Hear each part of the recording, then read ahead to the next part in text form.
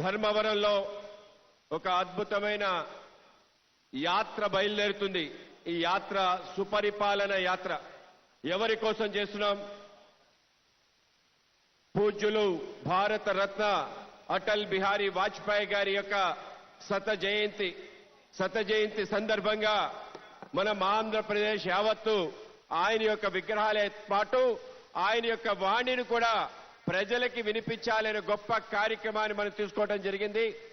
ఈ కార్యక్రమానికి ప్రారంభోత్సవానికి ఎవరు రావాలనుకుంటే చాలా మంది అనుకున్నారు మోహన్ యాదవ్ గారంటే మన సత్యకుమార్ యాదవ్ గారికి కాబట్టి వచ్చారేమో అనే అభిప్రాయం కలుగుతుంది చాలా మందికి. అందుకు కాదు మోహన్ యాదవ్ గారిని పిలిచింది. మోహన్ యాదవ్ గారు ఏ మధ్యప్రదేశ్ లో అయితే అటల్ బిహారీ వాజ్పేయి గారు పుట్టారో అటువంటి పుణ్యభూమి నుంచి ఆయన రావటం జరిగింది. అటల్ బిహారీ వాజ్పేయి గారు గ్వాలియర్లో పుట్టి దేశాధినేతగా మారాడు. ఇవాళ మనకి మధ్యప్రదేశ్ ముఖ్యమంత్రి మోహన్ యాదవ్ గారు మహాకాళేశ్వర్ ఉజ్జయిని నుంచి ఎమ్మెల్యేగా గెలిచి అందరి యొక్క వ్యూహాలకి భిన్నంగా ఆ రాష్ట్రానికి ముఖ్యమంత్రి అవటం, దేశ యావత్తు కూడా ఒక బడుగు బలహీన వర్గాల ముఖ్యమంత్రి సంబరాలు చేసుకోవడం జరిగింది. అటువంటి మోహన్ యాదవ్ గారు ఇవాళ మన కార్యక్రమానికి రావటం మనందరి అదృష్టం. ఆ విధంగా అటల్ బిహారీ వాజ్పేయి గారి జన్మభూమి నుంచి మన యొక్క కార్యక్రమాన్ని ప్రారంభించడానికి రావడం కారణంగా హమ్ ఆప్కి బహుత్ బహుత్ ఆభారీ హై. మనందరం కూడా అటల్ బిహారీ వాజ్పేయి అంటే ఆయన ఏదో దేశ ప్రధానమంత్రి చేశాడు, ఏవో గొప్ప కార్యాలు చేశాడు అనుకోవచ్చు. కానీ ఆయన కేవలం దేశ ప్రధానే కాదు, స్వతంత్ర సమరంలో పోరాడి 1942లో క్విట్ ఇండియా మూవ్మెంట్ లో జైలుకి వెళ్లిన ఒక స్వతంత్ర సేనాని అనే విషయాన్ని మనం తప్పకుండా గుర్తుపెట్టుకోవాలి. ఒక బడి పంతులు కొడుగ్గా తన కృషి, పట్టుదల, క్రమశిక్షణ కారణంగా ఆ స్థానానికి రావటం జరిగింది. ఆయన ఆ స్థానానికి రావడానికి అనేక పోరాటాలు చేశారు. కాశ్మీర్ ఉద్యమంలో కాశ్మీర్లో జైలుకి వెళ్ళటం జరిగింది. మన ప్రాంతంలో ఉండే గోవా యొక్క విముక్తి కోసం పోరాటం చేయడం జరిగింది. బేరుబారి కచ్ ఉద్యమాలు చేయడం జరిగింది. అనేక ఉద్యమాలు చేసి ఆ యొక్క ఉద్యమాల యొక్క ఫలితమే ఆయన ఆ విధంగా ముందుకు రావడానికి కారణభూతమైంది. ఆయన కేవలం పోరాటాలే కాదు, అనేక రకాల విషయాలపైన అధ్యయనం చేసి ఈ దేశంలో కాంగ్రెస్ యొక్క ప్రభుత్వం ఏదైతుందో దాన్ని దూరం చేసి కాంగ్రెస్ ప్రభుత్వాలు రావాలి కనుక ఒక పోరాటం చేయాలి అని ప్రారంభించాడు. ఆ యొక్క పోరాట ఫలితంగానే మొదటిసారి అన్ని పార్టీల్ని కలిపి 1962లో బీహార్, రాజస్థాన్లో కాంగ్రెస్ ప్రభుత్వాలు రావడానికి అటల్ బిహారీ వాజ్పేయి గారి కారణం అనే విషయం మనం తెలుసుకోవాలి. అన్ని పార్టీల్ని కలిపి ఏ విధంగా నడిపించాలి అంటే దానికి గుర్తొచ్చే ఏకైక పేరు అటల్ బిహారీ వాజ్పేయి గారు. ఆయన నేతృత్వంలో అందరూ కూడా ఆయన యొక్క వ్యక్తిత్వాన్ని ఆకర్షితులయ్యేవాళ్ళు. ఆ విధంగా ఆయన దగ్గరికి ఎవరు వచ్చినా కూడా ఆ విధంగానే ముందుకెళ్తుండేవాడు.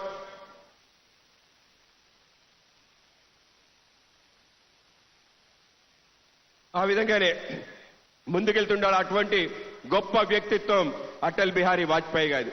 ఇవాళ ఆయన చేసిన అనేక కార్యక్రమాలు 1996లో మొదటిసారి ప్రధానమంత్రి అయిన తర్వాత 13 రోజులు మాత్రమే ఉన్నాడు.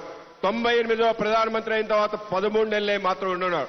1999లో ఇంకొకసారి మూడోసారి ప్రధానమంత్రి అయితే ఏ విధంగా దేశాన్ని సుపరిపాలన అందించాడు.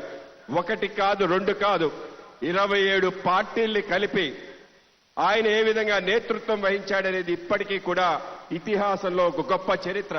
ఆ విధంగా అన్ని పార్టీల్ని కలిపి ఏ విధంగా సమన్వయంగా తీసుకెళ్లిగే ఆ నేతృత్వం, ఆ వ్యక్తిత్వం, నాయకత్వం కేవలం అటల్ బిహారీ వాజ్పేయి గారికి సొంతం.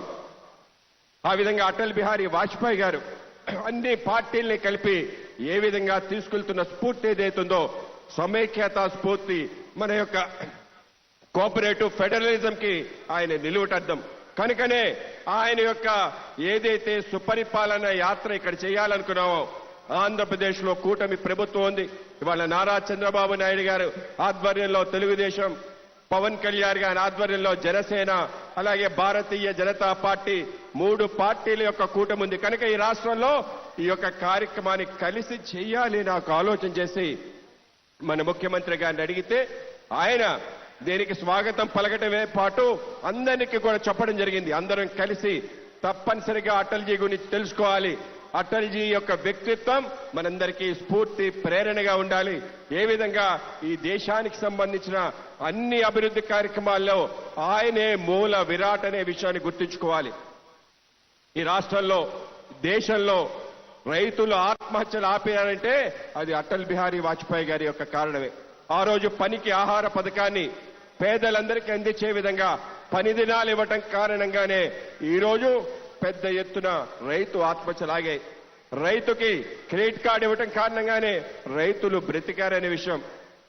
కేవలం అదే కాదు, ప్రతి గ్రామాన్ని రహదారికి ఏదైతే జాతీయ రహదారికి అనుసంధానం చేసే ప్రధానమంత్రి గ్రామీణ సడక్ యోజన, దాంతో పాటు దేశవ్యాప్తంగా జాతీయ రహదారులు, అలాగే మనందరికీ చేతిలో ఉండే సెల్ ఫోన్, ఈ సెల్ ఫోన్ విప్లవానికి కారణం కూడా అటల్ బిహారీ వాజ్పేయి గారు. దాని ముందు టెలిఫోన్ కనెక్షన్ కావాలి అంటే మనం ఎంపీల్ని అడగాల్సిన పరిస్థితి. దాన్ని పక్కన పెట్టి అందరికీ విరిగా ఇచ్చే టెలికాం విప్లవాన్ని తీసుకొచ్చాడు అటల్ బిహారీ వాజ్పేయి గారు.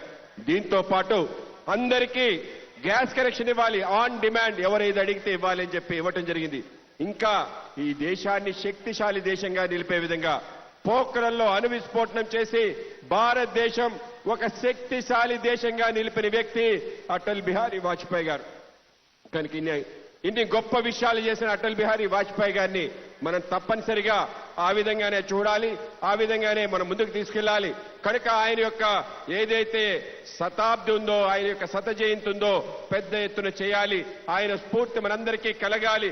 ప్రతి రాజకీయ నాయకుడు ఆయన చూసిన వెంటనే ఆయన ఎలాగ నేనుండాలి, ఆయన ఎంత నిష్కలంక చరిత్ర ఉందో ఆ విధంగా నా దగ్గర ఉండాలి అనేక స్ఫూర్తి కలగాలి. తప్పనిసరిగా ఆ విధమైన స్ఫూర్తితో పాటు దేశానికి పరిపాలన ఏ విధంగా అందించాలి, సుపరిపాలన అందించాలి. అందుకే మన ప్రియతమ ప్రధాని నరేంద్ర మోడీ గారు ఆయన జయంతిని సుపరిపాలన దివస్ గా ప్రకటించడంతో పాటు దేశవ్యాప్తంగా అందరి చేత చేస్తున్నారు.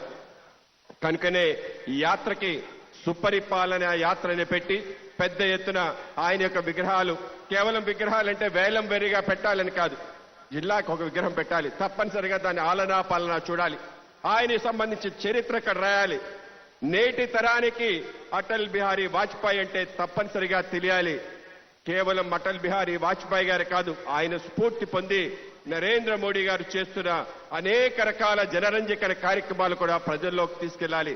దాంతో పాటు రాష్ట్రంలో కూటమి ప్రభుత్వం చేస్తున్న అనేక మంచి పనులు ప్రజల్లోకి తీసుకెళ్లే విధంగా అవకాశం రావాలనే ఈ యొక్క యాత్ర ఇవాళ ధర్మవరం నుంచి ప్రారంభమవుతుంది. రేపు అనంతపురం, తర్వాత కర్నూలు, అలాగే కడప, తిరుపతి, తర్వాత నెల్లూరు, మచిలీపట్నం, తర్వాత శ్రీకాకుళం నుంచి ప్రారంభమై ఏలూరు వరకు ఆగుతుంది. డిసెంబర్ 25 ఆయన జయంతి రోజు పెద్ద సభ అమరావతిలో నిర్వహించుకొని ఆయన సంబంధించిన ఒక స్మృతి వనం, ఒక పార్క్ ని, అటల్జీ పార్క్ ని అమరావతిలో ప్రారంభోత్సవం చేస్తున్నామని మీ అందరికీ తెలియజేయడానికి చాలా సంతోషిస్తున్నాను. అటువంటి ఒక గొప్ప కార్యక్రమానికి ప్రారంభానికి మోహన్ యాదవ్ గారు రావటం ఏదైతుందో మనందరి అదృష్టం.